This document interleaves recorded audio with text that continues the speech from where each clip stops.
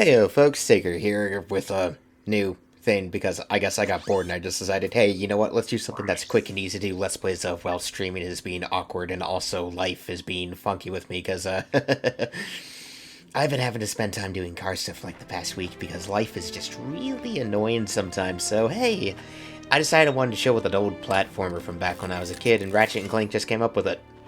I'm just gonna be honest and say out the gate, the fact I'm emulating this, you'll see it in the corner whenever it saves because I'm playing this through PCSX2, mostly to save myself the trouble of having to hook my PS2 up to my capture card, which is, well, it's a lot of wires, let's put it that way. More wires than I'm willing to actually deal with just to play a PS2 game and record it through my capture card footage, so, yeah, that's just... the emulation makes it easier to do. So anyway, yeah, let's carry on with this. Thankfully, this is going to be a lot shorter and easier to edit than my Elden Ring LP. Good God, I need to record more of that.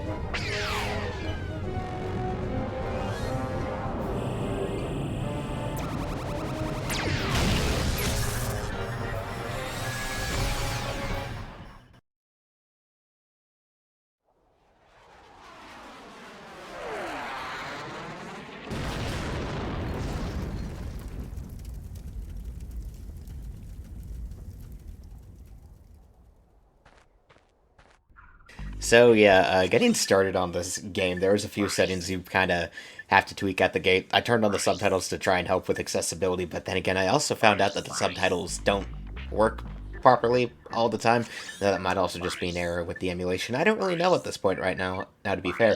And also the camera controls, because for some reason Ratchet and Clank 1 comes default with inverted camera controls, and it's just really freaking awkward to play sometimes when it's like that, because I don't like inverted camera controls unless I'm playing a flight game, like Ace Combat, you know, the fucking drill. But, yeah, no. The funny story about Ratchet and Clank is it's one of those games that I played originally when I was a kid, way back on the PS2 day, because I am an old codger, don't you know? I don't even know what the fuck that voice was supposed to be. Anyway, it was one of those games that as a kid I never finished because, let's just put it this way, young Seiker was a fucking idiot. And there was a lot of stuff on games I just never figured out because I was just stupid and uncoordinated and didn't know what I was doing at the time.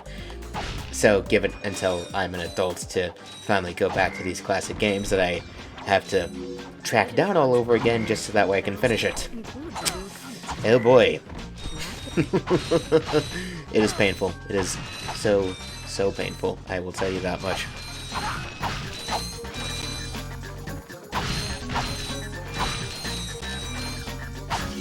That's next.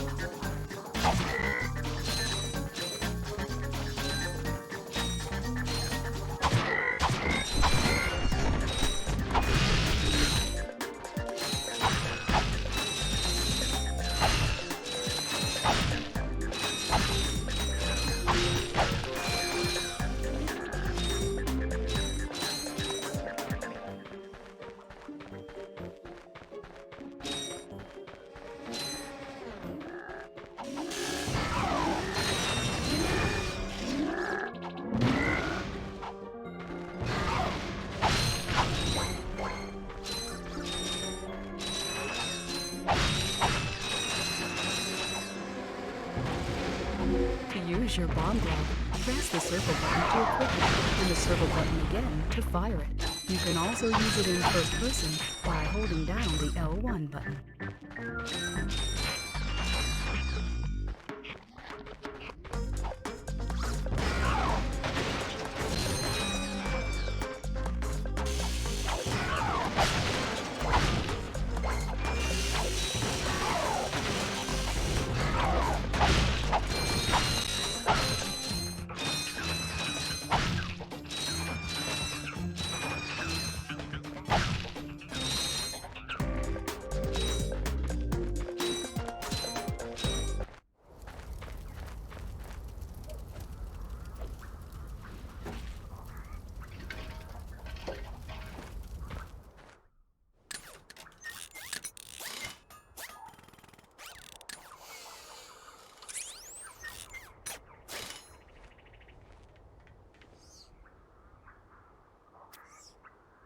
Interesting. Yay! You're quite handy with your wrench. You bet. I built that ship with it. Currently, I'm in search of someone who could be of assistance in saving the solar system. Do you know where I might find that fellow? Well, he's on the radio every week. Other than that, no. Hey, what's with all this save the solar system stuff anyway? Hello, citizens of... My race, the Blog, have a small problem.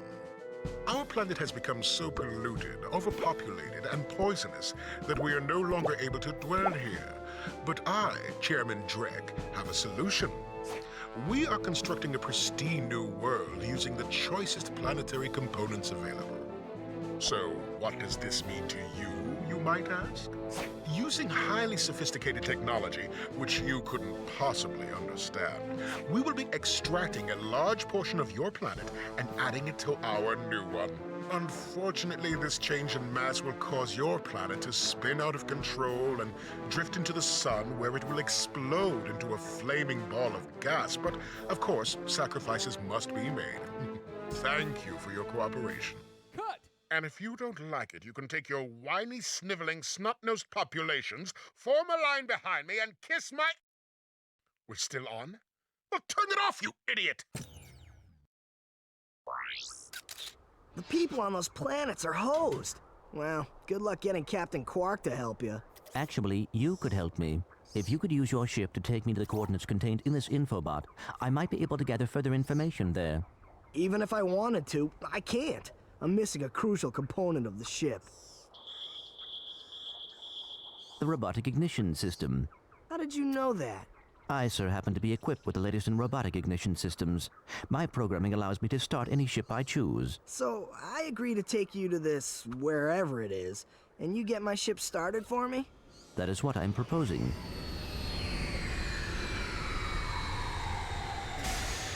Deal.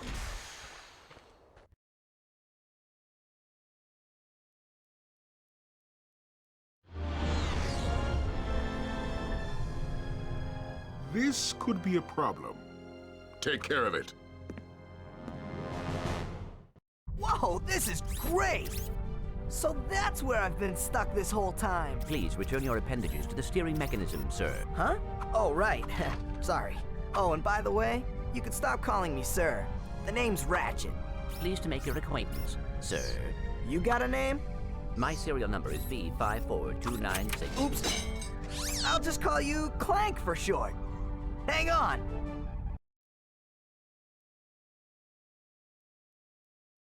So you see, it would be most beneficial if your citizens were not in the city when my workers begin removing it. Preposterous! I will not stand for this. Unfortunately, you have no choice in the matter. Let's just see what Captain Quark has to say about that, my good man. I don't see what's so funny. Captain Quark could dispatch you without even breaking a sweat, you puny... You have now officially worn out your welcome and my patience. This is your last chance. Stop this madness now! Okay, wait. You're right. I will withdraw my troops. Really? No! He's all yours, gentlemen. Try not to leave any marks.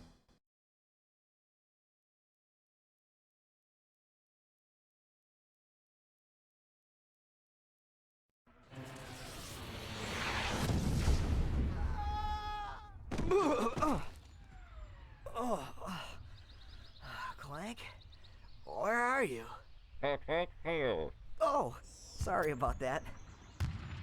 Well, we're not leaving the way we came in. Perhaps we could procure a ship from one of the inhabitants.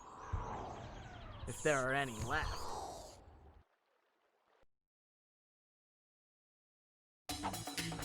So I will say off the bat, getting into this first world, there is one core lesson that I should take away from Ratchet and Clank 1, and that is that you want to collect every possible fucking bolt that you can get in each level, simply because of the fact that in this game, you have to pay for a lot of things to the point it's actually kind of annoying. I'm not gonna lie. Like, I mean, okay, we'll see in next episode when I'm in Metropolis for, like, all of I think 10 minutes maybe.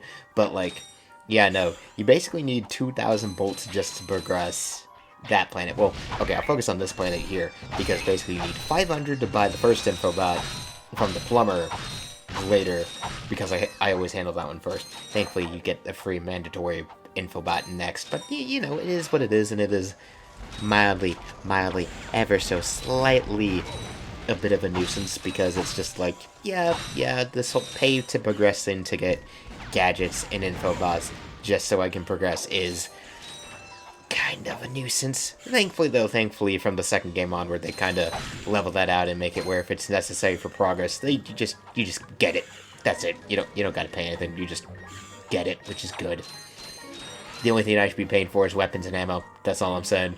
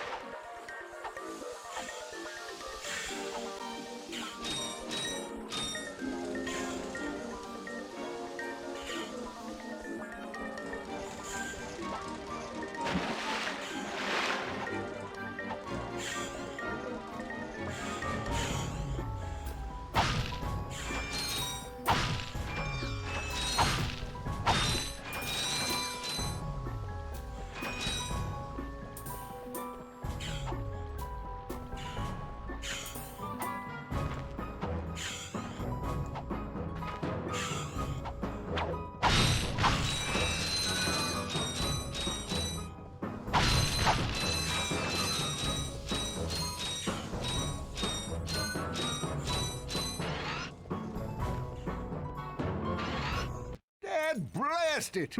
Look, plumber's crack. What did you just say? I said, look, the plumber's back. All right, wise guy. Shouldn't you be on one of them escape transports? Escape transports? Newsflash, giant robots attacking! The escape transports are taking all the rich folks off this god-darn planet. So why aren't you on one? Socioeconomic disparity. What? He hasn't got enough bolts. Working people have to wait for Captain Quark to save us. Well, got anything worth a lot of bolts? I got this thing. Shows two weirdos ditching their ship. It's got coordinates to a desert planet, too. An infobot. Ratchet, we could use that.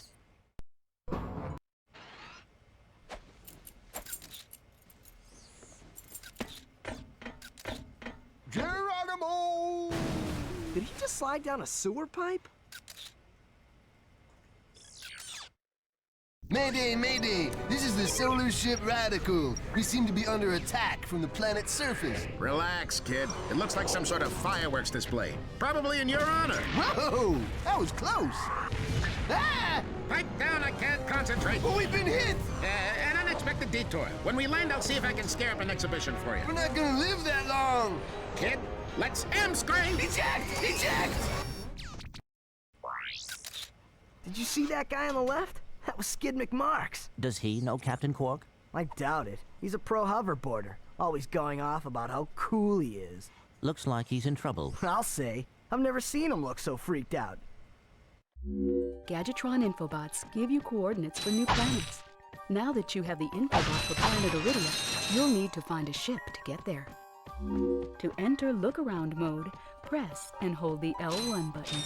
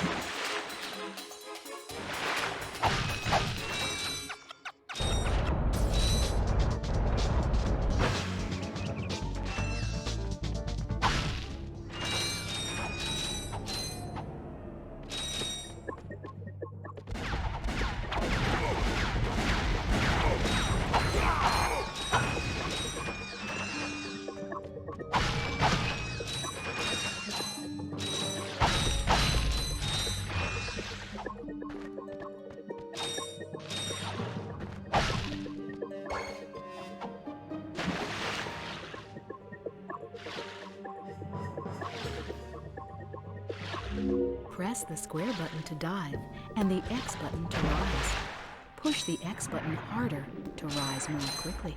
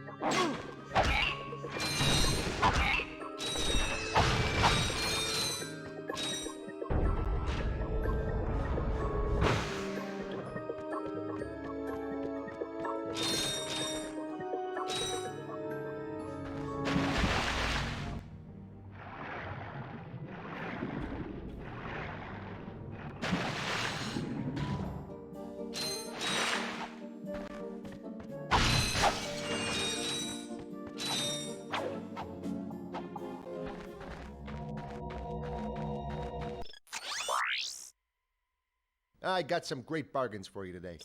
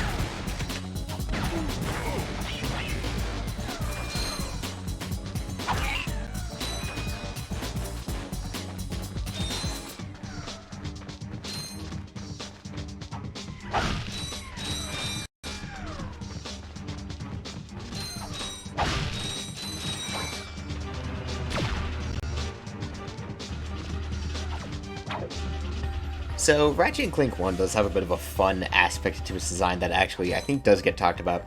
Because I ended up finding this retrospective on the series. I forget the channel name because I'm stupid and can never remember these channel names.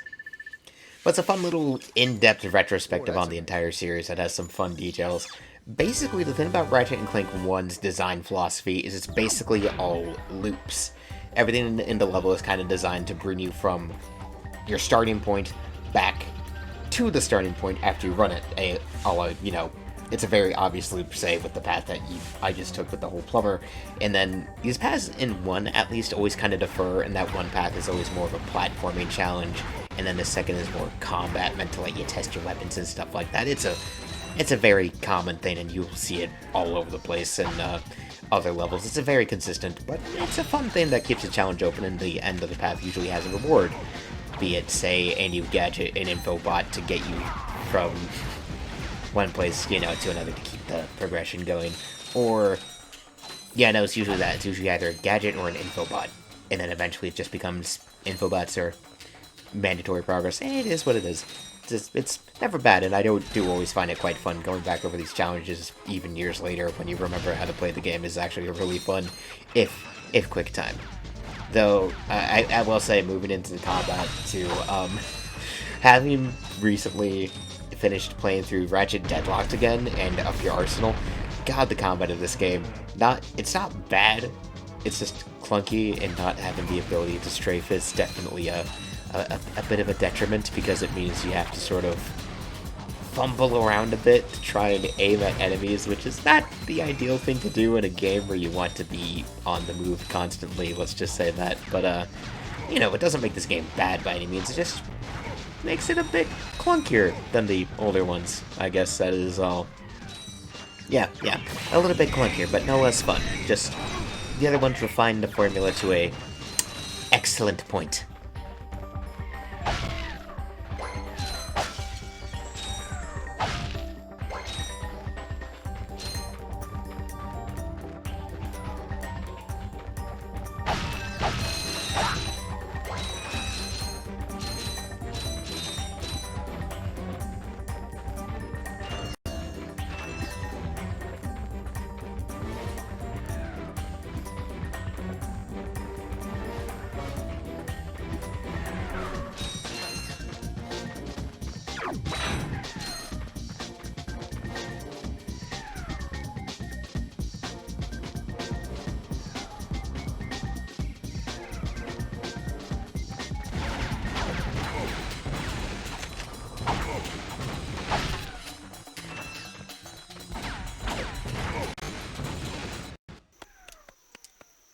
don't hurt me. Don't hurt me. Oh, what are you? Mercenaries? Torturers? Assassins? I'll tell you anything.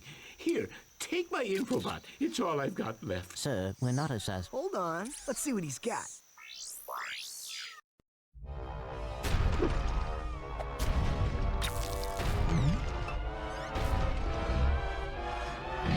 Has this ever happened to you? Hi, I'm Captain Quark, and believe me, there's nothing worse than staring down a Blargian snagglebeast from the inside and knowing your equipment isn't functioning properly. That's why I come to Al's Robo Shack for all my electronic needs. Al has been the exclusive repair shop for my super electro gadgets since I was knee-high to a sand mouse. If Al can't fix it, it's not broke. Right, Al? You said it, pal. So if you're fighting crime, or just fighting grime, come to Al's RoboShack in Metropolis for all your robotic repairs. Al's RoboShack, it's Quarktastic! Do you know what this means? Yeah, Captain Quark is really sold out. No, it means Captain Quark is on Metropolis. We could tell him about this invasion. If we had a ship. What? A ship? What? You're not going to torture me? Well, as planetary chairman, I could arrange for you to borrow our courier ship. Cool. You can count on us, sir. Right. Thank you, your chairman shipliness.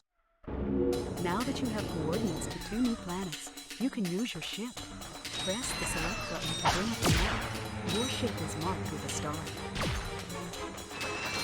Yeah, so getting into cleanup, another thing I always tend to do, or at least try to if I'm capable of, is like when I have one of these planets, if I'm able to, I always try to do like bolt cleanup and everything, because, oh hey, maybe I was just rushing along and I was being blind and I missed a box or two, because, you know, that happens.